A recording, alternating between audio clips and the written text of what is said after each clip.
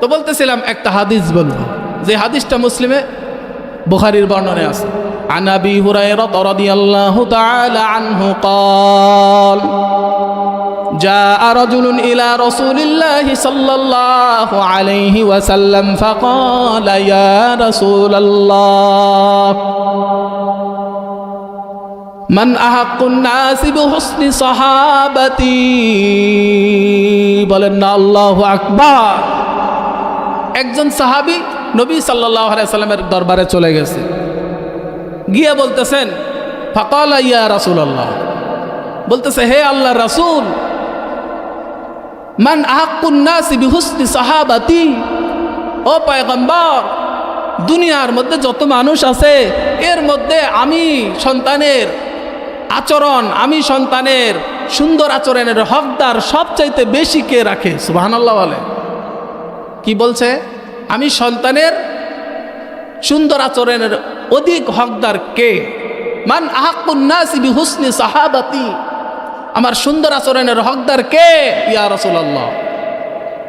ক্বালা উম্মুকা, পয়গম্বর বললেন তোমার মা। জোরে বলেন সুবহানাল্লাহ।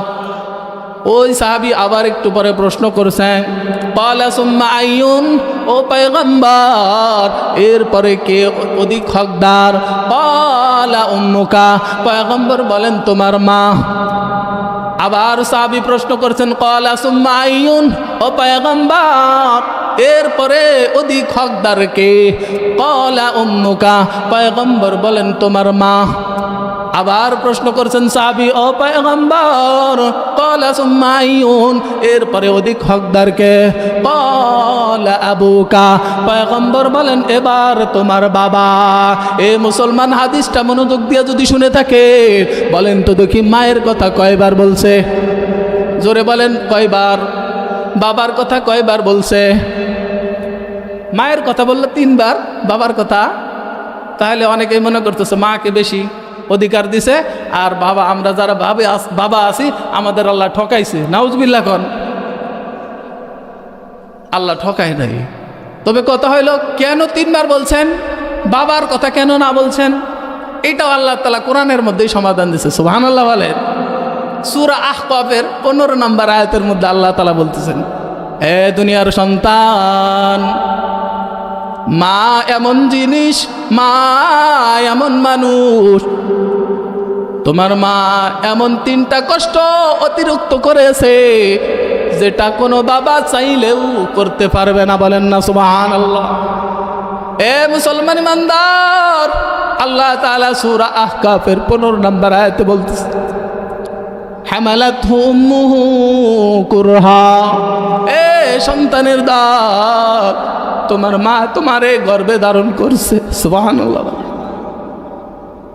মা তোমারে কষ্ট করে গর্ভে ধারণ করছে, কুরহা, কষ্ট সহকারে। এই কষ্ট স্বীকার করছে মা না বাবা? জোরে বলেন কে? বাবা চাইলে পারবে? পারবে না। আল্লাহ বলেন অতিরিক্ত 3টা কষ্ট তোমার মা করছে, এই জন্য পয়গম্বর মার কথা 3 বার বলছেন।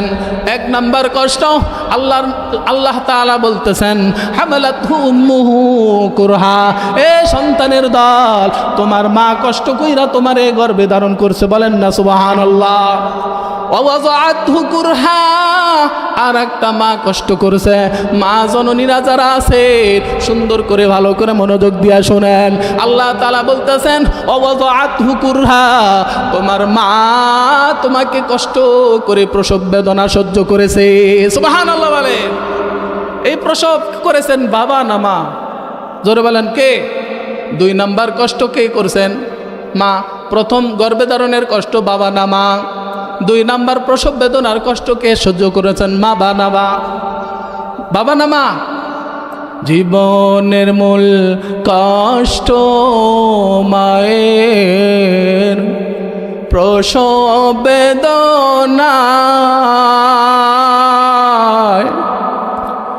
7 আসমান 7 জমিন তখন মায়েরই মাথায়।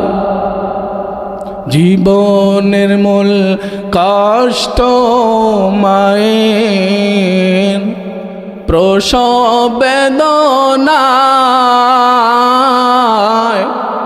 সাত আসমান সাত জমিন তখন মায়েরই মাথায়।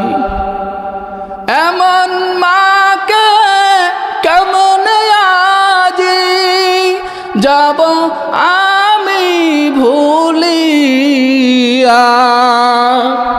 ও আমার প্রাণের মা, মা গো মা, কোথায় রইলে ছাড়িয়া, জনম দুঃখী এতিম আমি, চাই না কেহ ফিরিয়া। তো গর্ভে ধরেছেন বাবা নাকি মা? 2 নাম্বার কষ্ট, প্রসব বেদনা সহ্য করেছেন বাবা নাকি মা? জোরে বলেন। এবার 3 নাম্বার কষ্টের কথা এই আয়াতেরই পরক্ষণে, সূরা আহকাফের 15 নম্বর আয়াতের এই পরক্ষণে আল্লাহ তাআলা আবার বলতেছেন, ওয়া হামলুহু ওয়া ফিসালুহু 30 শাহরা। তোমার মা তোমার দুধ ছাড়াইতে গিয়া 30টা মাস কষ্টের স্বীকার করেছে। সুবহানাল্লাহ বলে। এই যে দুধ ছাড়ানোর 2 থেকে 2.5 বছর কষ্ট স্বীকার করেছেন মা নাকি বাবা? জোরে বলেন। সূরা লুকমানের 14 নম্বর আয়াতে আবার এই কথাটাই আল্লাহ তাআলা বলতেছেন, ওয়াহনান আলা ওয়াহনিন ওয়া ফিসালুহু ফি আমাইন। এ দুনিয়ার সন্তান, তোমার মা কষ্টের পর কষ্ট করে তোমাকে 2 বছর দুধ পান করাইছে, 2 বছর লাগছে তোমার দুধ ছাড়াইতে। সুবহানাল্লাহ বলে। তো এই 3টা কষ্ট গর্ভে ধারণ করেছে আমার মা। 1 নাম্বার হামলুহু কুরহা, কষ্ট করে গর্ভ ধারণ করেছে।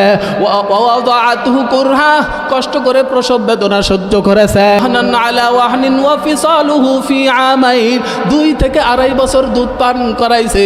এই দুধ ছাড়াইতে 2-2.5 বছর লেগেছে। কষ্ট করেছেন মা নাকি বাবা? জোরে বলেন কে?